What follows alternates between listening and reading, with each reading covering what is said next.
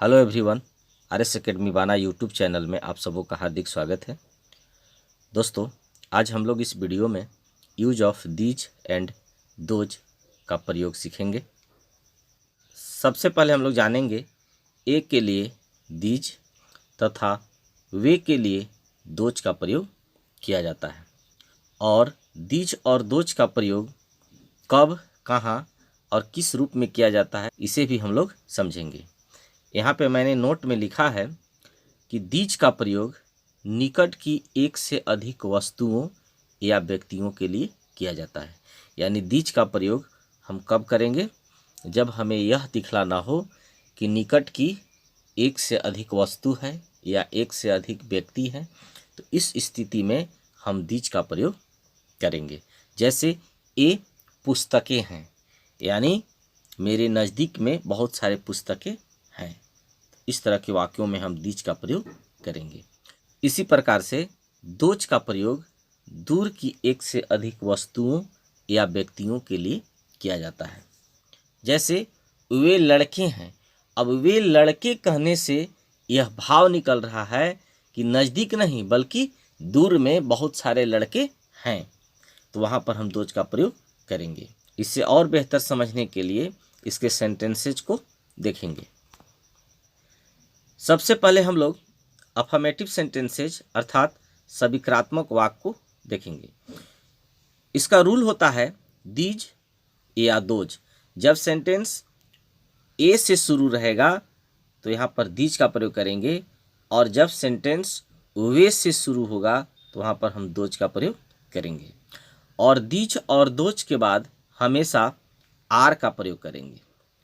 इसके बाद कॉम्प्लीमेंट को लाएंगे। जैसे ए पुस्तकें हैं। अब यहाँ पर देखिए हैं वर्ब हो गया। कौन है? तो ए के लिए हम दीज या दोज का प्रयोग करेंगे, जो कि ए यहाँ पर किस रूप में है? एक सब्जेक्ट के रूप में है। और पुस्तकें, यह पुस्तकें जो हैं यह कॉम्प्लीमेंट के रूप में है। अब इसको बना दीजिए, ए पुस्तकें हैं तो दीज आर बुक्स। इस तरह से इसे हम बनाएंगे, यानी ए पुस्तकें हैं, दीज आर बुक्स। उसी तरह से नेक्स्ट है वे मेरी पुस्तकें हैं। अब हैं वर्ब हो गया। कौन है? तो वे सब्जेक्ट हो गया। क्या है? तो मेरी पुस्तकें। अब इसे बना दीजिए, तो वे के लिए क्या करेंगे? Those. Those are my books. इस तरह से दीज और दोज का प्रयोग हम लोग करते हैं। कुछ और एग्जाम्पल्स को देखते हैं। ए मेरे पेड़ हैं, दीज आर माई ट्रीज। ए फूल सुंदर हैं, दीज फ्लावर्स आर ब्यूटीफुल। अब देखिए थोड़ा सा समझना है, यहाँ पर है वर्ब हो गया। कौन है? तो ए फूल। ए के साथ फूल भी आ रहा है, तो यहाँ पर सिर्फ दीज नहीं होगा बल्कि सब्जेक्ट के रूप में हो जाएगा दीज फ्लावर्स।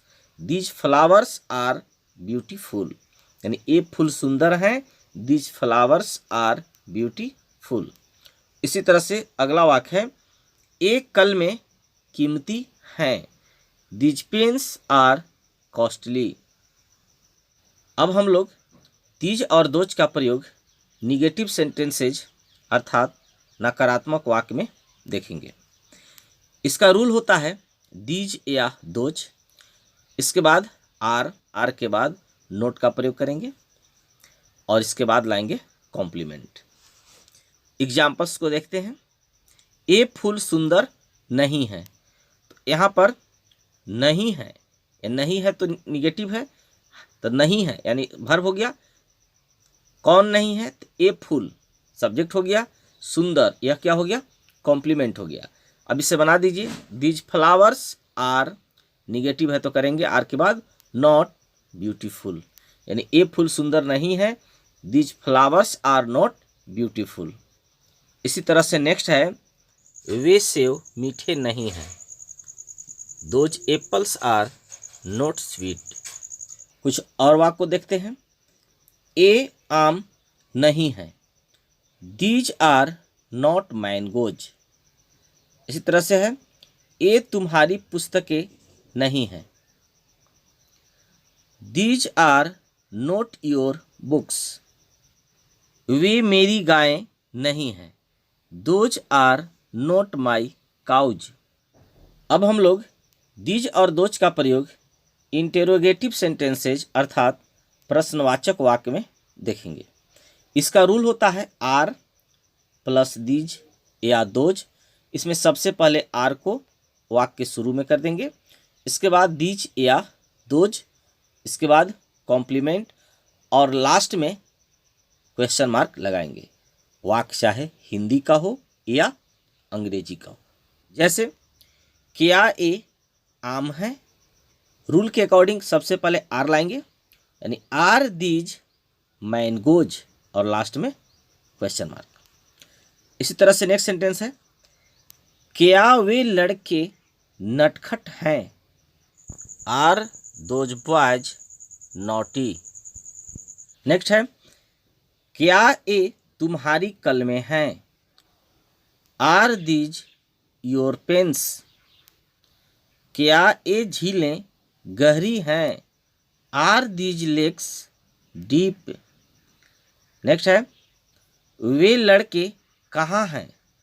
अब यहाँ पर समझना है कि इंट्रोगेटिव सेंटेंस दो प्रकार के होते हैं।